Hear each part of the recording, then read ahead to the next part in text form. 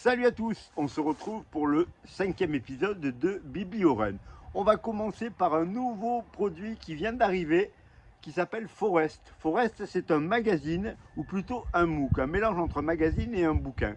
Il y a 2 ans de ça, la société d'édition qui avait fait ça a lancé un financement participatif. J'avais participé bien entendu et j'avais reçu ce numéro 0 qui était vraiment super bien. Un mélange de photos, de textes, d'articles intéressants ou d'interviews vraiment passionnantes. Dans ce numéro 1, je vois la vie courante de François Daen. Passe ton marathon d'abord, qui est un article qui compare les coureurs de marathon et les trailers. Et un article sur les Tarahumara, si je le prononce bien, cette société mythique de coureurs indiens qui apparaît dans le livre Born to Run dont on parlera un jour. Alors à l'intérieur, vous avez à la fois des photos et vous avez bien entendu le texte qui va avec, mais qui est quelque chose de vraiment qualitatif. Le seul petit inconvénient, ça vaut 15 € et il y a 150 pages. Mais en fait, c'est un produit qu'on peut collectionner, c'est un trimestriel, donc ça ne va pas non plus vous ruiner. On enchaîne avec une BD qui est en même temps une bio. Laure Del Wafi. Alors, aux Jeux Olympiques d'Amsterdam en 28, El Wafi devient champion olympique de marathon. C'est un ouvrier de chez Renault qui va avoir ce succès énorme à une époque où la course à pied, bien entendu, n'avait pas l'impact de maintenant, où les sportifs étaient amateurs et ne vivaient pas de ça. Et ça va être l'histoire de toute sa vie qui finira pas super bien malheureusement. Si vous ne connaissez pas son histoire, c'est très sympa. Au niveau des dessins, voilà, c'est ce style-là. C'est plus. Alors moi, je suis pas fanat du dessin en lui-même, là, contrairement à d'autres BD. Mais c'est vraiment la qualité du texte et de découvrir la vie de ce coureur extraordinaire qui a été champion olympique, mais qui malheureusement n'a pas du tout été soutenu derrière et a disparu et même fini dans la pauvreté la plus complète. Laure Del Wafi. On passe à un bouquin, on va dire technique, bon pas d'entraînement, mais un bouquin sur les étirements. Et la spécificité de ce bouquin-là, c'est que c'est des étirements spécifiques pour la course à pied. Vous avez 116 pages consacrées à des étirements pour la course à pied en vous expliquant en même temps à quoi ça sert. Donc vous avez la démonstration, les muscles qui sont travaillés et les articles qui vous expliquent à quoi ça sert, pourquoi les faire, pour éviter les blessures, pour progresser en course à pied. C'est intéressant. Alors les étirements, il y a plein de polémiques dessus, avant, après, les jours d'après. Moi, ce que je conseille toujours, c'est en fin d'échauffement de faire quelques petits étirements dynamiques. Après la course, quelques petits étirements comme le tendon d'Achille et le quadriceps. Mais si vous voulez faire des séances d'étirement, vous faites ça un autre jour qu'après avoir couru. Ceci dit, en passant. On passe à quelque chose de vraiment super bien.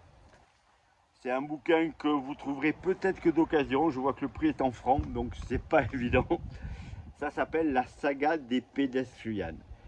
Ça a été écrit par Noël Tamini, je voulais pas me tromper sur le prénom. Alors Noël Tamini, vous le connaissez peut-être si vous avez vu le film dont je vous ai parlé l'autre jour, Free to Run. Noël Tamini, il a fondé la revue Spiridon dans les années 70, si je dis pas de bêtises, qui était la seule revue et la revue référence des coureurs du monde entier. Il y avait un t-shirt qui était orange avec un petit bonhomme dessus. Alors la société a été reprise depuis et ils vendent des t-shirts, mais c'est Noël Tamini qui avait fait ça. Ça, c'est une bio qui va de l'Antiquité jusqu'en 1896 et qui parle de toutes les sociétés, de tous les gens qui ont couru. C'est génial. On va parler des messagers qui transportaient des messages sur des centaines de kilomètres, comme les chevaux à l'époque. Ils avaient une valeur inestimable, ou de courses hallucinantes de plusieurs jours, de plusieurs semaines, où les gens tournaient en rond sur des pistes et où ils étaient des héros de ces temps-là. On va aussi dans l'Antiquité avec bien sûr le fameux coureur de marathon. Voilà, vous avez environ 300 pages.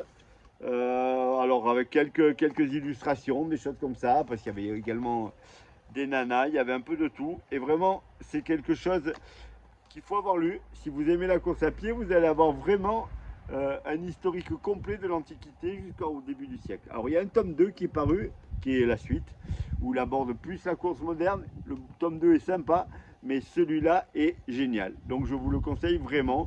Vous devez pouvoir trouver ça d'occasion sur eBay, sur Vinted. N'hésitez pas à chercher un petit peu, parce que neuf, je crois que c'est plus dispo. Mais je n'ai pas vérifié avant de vous le dire. On continue dans les bio. Voyage au bout de l'endurance, Lisa Ocker. Alors, je vais vous lire la carte de couvre comme je fais des fois. Lisa Ocker a 29 ans en 2005 quand elle se présente pour la première fois sans aucune expérience au départ de l'UTMB 170 km et 10 000 mètres de dénivelé pour ceux qui ne connaissent pas, mais il n'y en a plus beaucoup. Eh ben, elle va gagner. Elle va gagner, elle va absolument battre toutes les favorites alors qu'elle n'avait jamais participé à la moindre course auparavant. Vous vous doutez bien qu'elle a des qualités exceptionnelles. Elle va faire des trucs de fou. Et le bouquin, c'est un peu son parcours et sous sa façon d'analyser ce qu'elle fait.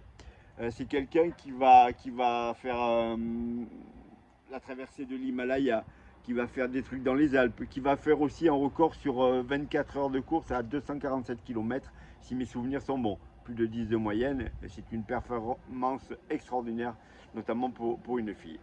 Cette nana est incroyable, elle s'est jamais pris la tête, elle s'entraînait comme ça.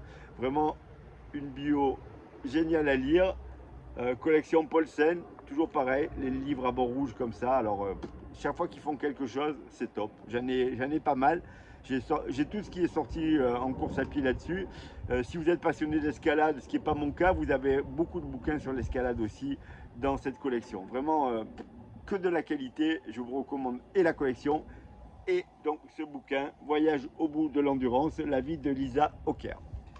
Et on va finir pour ce numéro 5 de BioRun avec un tout petit bouquin, un petit poche. Je vous lis la carte de couve. Vera, coureuse de 24 heures, se souvient de sa dernière compétition et des médicaments qu'elle avait pris contenant de l'éphédrine. Derrière, elle va être suspendue pour dopage. Et on va assister à son retour dans ce petit bouquin où elle participe à un 24 heures.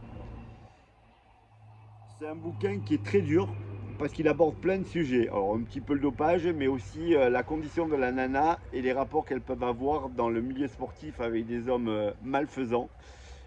C'est super dur, c'est super noir, mais c'est à lire. Donc je vous le conseille, ça se lit en 1 heure de temps. Voilà, ça fait un petit peu mal au ventre parce que il y a beaucoup de choses pas très jolies dedans. Mais le bouquin est très sympa et ça vous fait découvrir également le monde de la course sur 24 heures, qui est une discipline qui n'est pas très prisée mais qui existe et qui est redoutable pour aller chercher au bout de vous-même votre valeur et parce que c'est super super dur. J'en ai fait un dans ma vie et je ne suis pas sûr que j'en referai. Voilà, c'était ma sélection de la semaine. J'espère qu'elle vous plaira. Je vous mets les liens en commentaire pour les bouquins qui existent et je fais une petite recherche même sur eBay ou sur Vinted ou sur tous les sites d'annonces, voir si je ne vous trouve pas des liens pour commander ceux qui sont plus disponibles. J'espère que ça vous plaît. N'hésitez pas à commenter, à vous abonner et à faire abonner vos amis. Bien entendu, je vous dis à bientôt à tous et bonne fin de journée. Et n'oubliez pas, allez vous entraîner et après vous pourrez lire. À bientôt.